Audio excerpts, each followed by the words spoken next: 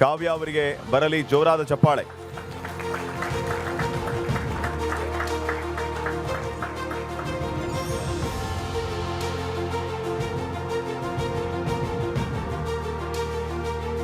ಕಾವ್ಯ ಅವರು ನಮ್ಮನ್ನು ಉದ್ದೇಶಿಸಿ 2 ಮಾತು ಮಾತಾಡ್ತಾರೆ.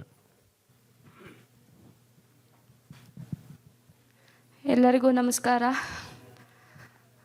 ನನ್ನ ಹೆಸರು ಕಾವ್ಯ. ನಂದು ಶಿವಮೊಗ್ಗ ಹೊಸನಗರ ತಾಲೂಕು ಮತ್ತು ರಿಪ್ಪನ್ಪೇಟೆ. ನಾನು ಹುಟ್ಟಲಿಂದನೇ ಬ್ಲೈಂಡ್ ಇದ್ದೆ. ನನಗೆ ಇವಾಗ ಒಂಥರ ಖುಷಿ ಆಗ್ತಾಯಿದೆ. ನಾನು ಇಂಡಿಯನ್ ರೆಪ್ರೆಸೆಂಟ್ ಮಾಡಿದ್ದೀನಿ, ನಾನು ಹುಟ್ಟಿದ್ದೀನಿ, ಒಂದು ಸಾಧನೆ ಮಾಡಬೇಕು ಅನ್ನೋದು ನನಗೆ ತುಂಬ ಕುತೂಹಲ ಇತ್ತು. ಹಾಗೆ ನಾನು ತುಂಬ ವರ್ಷದಿಂದ ತುಂಬ ಕಷ್ಟಪಟ್ಟಿದ್ದೀನಿ. ಹಾಗೆ ನನಗೆ ಅದಕ್ಕೆ ಪ್ರತಿಫಲ ಸಿಕ್ಕಿದೆ. ನನಗೆ ತುಂಬ ಸಹಾಯ ಆಯಿತು. ಹಾಗೆ ನಾನು 1 to 10 ಶ್ರೀ ಶಾರದಾದೇವಿ ಅಂಧರ ವಿಕಾಸ ಕೇಂದ್ರ ಶಿವಮೊಗ್ಗ ಇಲ್ಲಿ ಓದಿದ್ದು.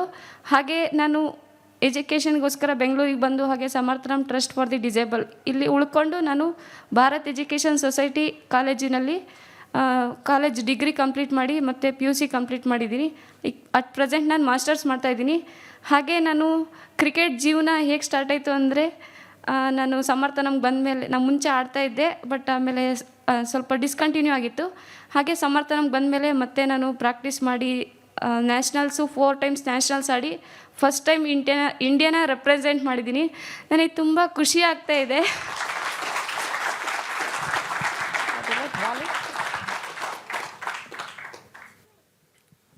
ಧನ್ಯವಾದಗಳು ಕಾವ್ಯ ಅವರೇ. ನಿಮ್ಮ ಸಾಧನೆ ಹಾದಿ ಹೀಗೇ ಸಾಗಲಿ, ಇನ್ನೂ ಹೆಚ್ಚು ಹೆಚ್ಚು ಸಾಧನೆ ಮಾಡುವಂತಾಗಲಿ.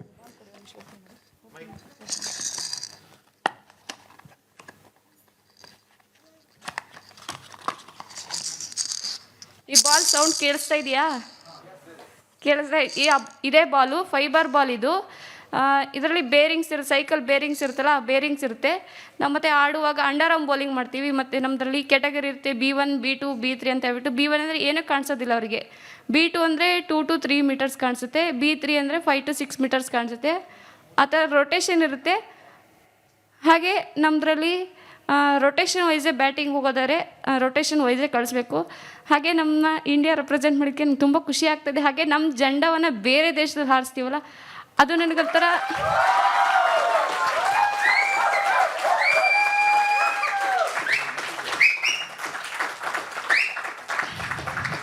ಎಲ್ಲರೂ ಗೆದ್ದಿದ್ದೀವಿ ಅಂತ ಖುಷಿ ಪಡ್ತಾರೆ. ನಮಗೆ ಅದು ಗೆದ್ದಿರೋ ಟೈಮಲ್ಲಿ ನಮಗೆ ತುಂಬ ಒಂಥರ ಬೇಜಾರಾಗಿತ್ತು.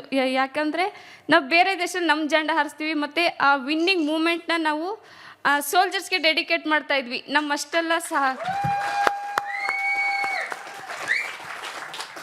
ಅಷ್ಟು ನಾವು ಸೇಫಾಗಿದ್ದು ಮತ್ತು ಬೇರೆ ದೇಶದಲ್ಲಿ ಆಡಿರೋದು ಅನ್ನೋದಕ್ಕೆ ನಮ್ಮನ್ನ ಸೋಲ್ಜರ್ಸ್ ಕಾಯ್ತಾ ಇರ್ತಾರೆ. ಮತ್ತು ನಮ್ಮ ಫ್ಯಾಮಿಲಿ ರೈತರು, ನಮ್ಮ ಅಪ್ಪ ಅಮ್ಮ ರೈತರು, ಮತ್ತು ರೈತರು ಇಲ್ಲ ಅಂದರೆ ಯಾರು ಮನುಷ್ಯರು ಇರೋಕ್ಕೆ ಸಾಧ್ಯನೇ ಇಲ್ಲ.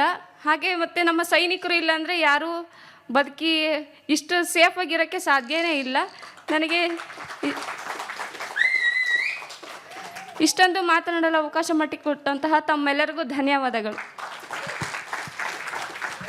ನಿಮಗೂ ಕೂಡ ವಿಶೇಷವಾದ ಧನ್ಯವಾದಗಳು ಕಾವ್ಯ ಅವರೇ. ನಿಮ್ಮ ಸಾಧನೆ ಹೀಗೇ ಮುಂದುವರಿಯಲಿ, ಯಾವುದೇ ಅಡ್ಡಿ ಆತಂಕ ಇಲ್ಲದೆ. ನಮ್ಮ ಡೆಪ್ಯೂಟಿ ಎಡಿಟರ್ ಶಿವಶಂಕರ್ ಅವರು ವೇದಿಕೆ ಮೇಲೆ ಬರಬೇಕು, ಇವರನ್ನು ಗೌರವಿಸಬೇಕು ಅಂತ ಕೇಳ್ಕೊತಾ ಇದ್ದೀನಿ. ಕಾವ್ಯ ಅವರು, ಇವರಿಗೆ KMF Nandini milk and milk products naturally nutritious ಕಡೆಯಿಂದ ಒಂದು ಉಡುಗೊರೆ, ಹಾಗೆಯೇ ಮಾತಾಸ್ ಕಾಫಿ ಮತ್ತು ಶ್ರೇಷ್ಠ ಫ್ಯಾಮಿಲಿ ಸ್ಟೋರ್ ಮಲ್ಲೇಶ್ವರ ಇವ್ರ ಕಡೆಯಿಂದ ಗಿಫ್ಟ್ ವೋಚರ್. ಜೋರಾದ ಚಪ್ಪಾಳೆ ಬರಲಿ ಕಾವ್ಯ ಅವರಿಗೆ.